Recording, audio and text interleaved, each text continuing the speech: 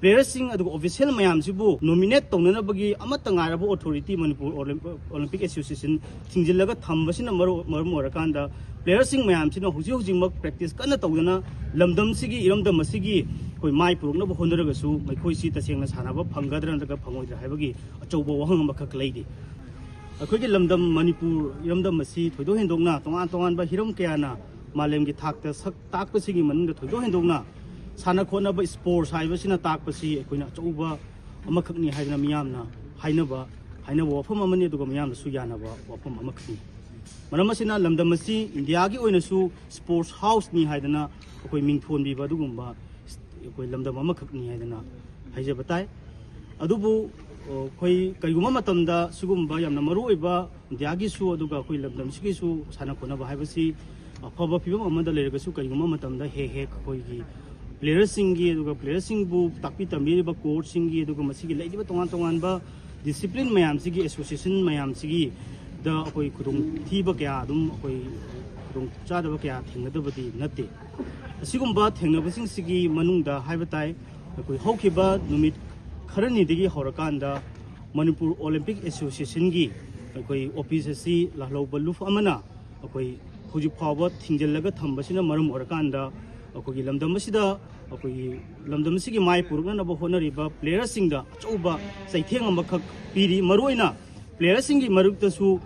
कुइदना अखोई जनवरी की तांग 19 हौरगा फेब्रुआरी की तांग 13 फावदा अखोई इंडियन ओलंपिक एसोसिएशन सिल्लकांदा उत्तराखंड स्टेट न होस्ट होरगा पांथोकदोरिबा 19 सूबा नेशनल गेम असिदा पुनः पांथोकदबा इवेंट कोई डिसिप्लिन 19 की मनुंग स्टेट सिदगी कोई डिसिप्लिन 19 कोई सरुक याननब हुजिक कन्ना सेम साबा मतम अमखकनी दो लाइबक थीबदी हारिबा सिगुंबा यामना मरुओइबा मतमसिदा अखोइगे सिगुंबा अखोइ स्टेट सिगी सिगुंबा तोान तोानबा डिसिप्लिन 19 सिगी प्लेयर्सिंग ऑफिशियल मैमसीबू नोमिनेट तौननबगी अमतंगारब ऑथोरिटी मणिपुर ओलंपिक एसोसिएशन थिंजिल्लगा थंबसिना मरम ओरकांदा प्लेयर्सिंग मैमसीना हुजी हुजिमक प्रैक्टिस कन्ना तौदना लमदमसिगी इरमदमसिगी कोई माइ पुरुकनब होनरगसु मैखोइसी तसेंगना सानाब फंगदरा नतगा फंगोइदरा हाइबगी अचौबा वहंग अमखक लैदि मरमदी हारिबा सिगुंबा पांथोकदोरिबा 19 सूबा नेशनल गेम सिगी मागी यावगदब तोान तोानब डिसिप्लिन सिंगी प्लेयर्सिंग अदुगुमसिगी कोर्सिंग ऑफिशियल मैम सिगी कोई ऑफिशियली याव याननबगी रजिस्ट्रेशन तौबसि लाइब जनवरी की तांग 19 सिदा मसी लोइबा मागी पोर्टल सि मसिदा क्लोज तौगदोइनि अदुना नुमिता येंगरगदी याम नुमित यामना लैत्रे मरमसिना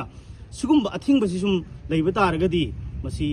अखोगी लमदमसिगी प्लेयर्सिंग दा चौबा निंहनबा मा पोकनी हाइदना अदुमाइना बयलुफ मंगागी माइकैदगी खंजै मरमसिना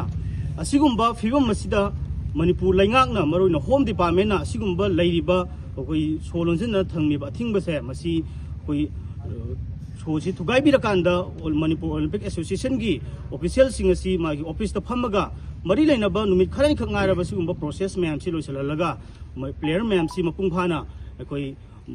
सरुक याहंदना लमदम सिगी अखोई माइ पुरुकनब होनबदा अचौबा थौदांग लहुनसी हाइदना मयलुफ मंगागी माइकैदा असिगुंबा अथिंग थंबिरिबा लालौलुफ अमदी मणिपुर लैंगाकी माइकैदा मसिगी आफिलसी तौजरी हारिबा सिगुंबा नेशनल गेम सि थोइदोइदोंना यामना मरु ओइबगी मरमदी मसिदगी तोंगा तोंगानबा डिसिप्लिन मैम सिदगी खंगल आकांदा मु अखोइगी मालिंगिनो पांथोगदब ओलंपिक की तोंगान तोंगानबा सिंदा अखोइगी नॉमिनेट तौरपगी पोरमसु लई हाइदना खंगहै सिंदाना ताकपिरिबनि मरमसिना सिगुंबा प्लेयर अमगी कैरियर द ओलंपिक यौबा हाइबसे मसि मागी ड्रीम नि अदुना सिगुंबा कोई ड्रीम से वंस अमुक्तंग मिस तौखिबा हाइबसे प्लेयर अमगी पुंसीदा अमुकना सरुक याबा फंगदनदगा फंगोइद्रा हाइबसे अचौबा वहंग अमा ओइरगा लैयेना खली असिगुंबा फिबम मसिना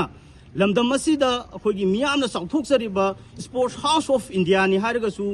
चौथोकजबसि मसिगी लिगेसी मसिगी रिपुटेशन से अखोइ मतम चुप्पगी ओइना मांखिरोय हाइबगी अखोइ सिंगनबदु लैतब नते मरम मसिना अखोइ मसिगुंबा थिंगबा थंबिरिबसिसु थिंबिबगी मरम मैम अमा लेबिरम बयाय तबदबो हुजिक नीड ऑफ द आवर्स ति कैनो हाइबा मतमदा असिगुमलबा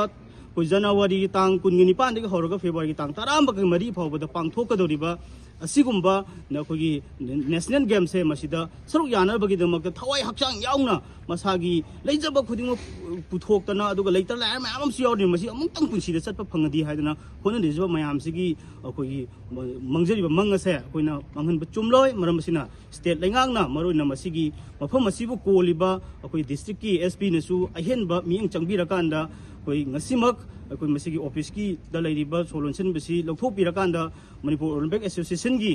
कनोसिंग से मैम से फमहन बियु लोइना करिगुम्बा सिगुम्बा फिल्म सी अखोइना सुमसा थलगा थमतारगदी करिगुम्बा प्लेयर सिंग मैम अदुगा ऑफिशियल सिंग स्टेट सिगी मुहुत सिलगा सानबा फंखिदबगी फिल्म अमा लातना अचौबा वाथो अमा ओइबा तारगदी अखोइगी कंसर्न एसपी अदुगा मणिपुर लेंगा कैसुक मियामना अखोइ मसिगी अचौबा इहोमा अखोइ लाखपा मतमदा कालगा चटलोय मरमसिना सिगुम्बा मरु ओइबसि खंबिरकांदा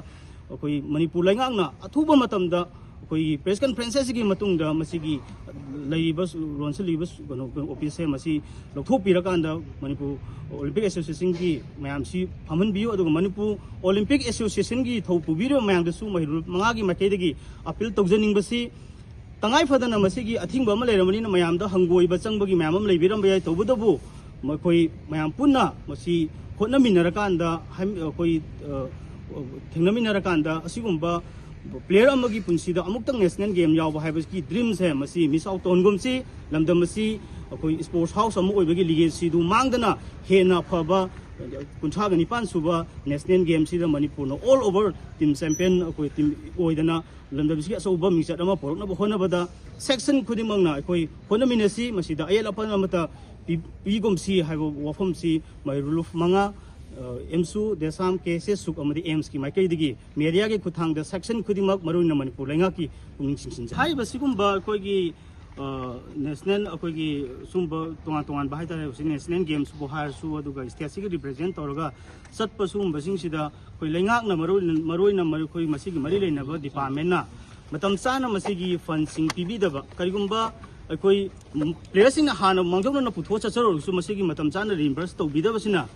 यामना अखोइगी वाबा अदुगा प्लेयर सिंग हाइबदबो यामबना अखोइ अवाना मयाम अमना हेना सरुक याय हेदना अखोइ मयामना खंगबदिना दुना कयुम मतमदा सिगुम्बा मतम चाना मागी चटलिबा तोंगान तोंगानबा स्टेट सिगी रिप्रेजेंट तौरगा चपा सुम्बा गेम मयाम मरोइना हुजिक चकदोरिबा नेशनल गेम असिगिसु मांगजौनना अखोइ मणिपुर ओलंपिक एसोसिएशन की माइकैदगी मरि लेनबा लेंगा अदुगा डिपार्टमेंटदा मसिगी प्रपोजल थाखरेबजे अखोइना थिजिनजबसि खंगजरे मरमसिना असिगुम्बा यामना मरु ओइबा प्लेयर सिंग मैम सिगी सत्खिबा अमसुंग हलकपा आदा लैबा मतमदा याम फजना लैरगा मैखोगी परफॉर्मेंस मैम सि पीबा ngamnanabagidamakta सिगी मथौ ताबा मसिगी फाइनेंशियली फिजिकली अदुगा मोरली अखोइ पिबम थोबो सपोर्ट खुदिमक लैंगाक अमसुंग मरि लेनबा डिपार्टमेंटना अथुबा मतमदा पिबिरगा प्लेयर मैम मसि पुंग चांग अखोइ याउना अखोइ सानादा लमदम सिगी मिसेट प्रोग्नबसु मरि लेनबा लैंगाक अमसुंग मरुइना डिपार्टमेंटना होना बियु होना फम थोई हाइबसि महिलुफ मंगागी माइकैदगी तक्सिनजरी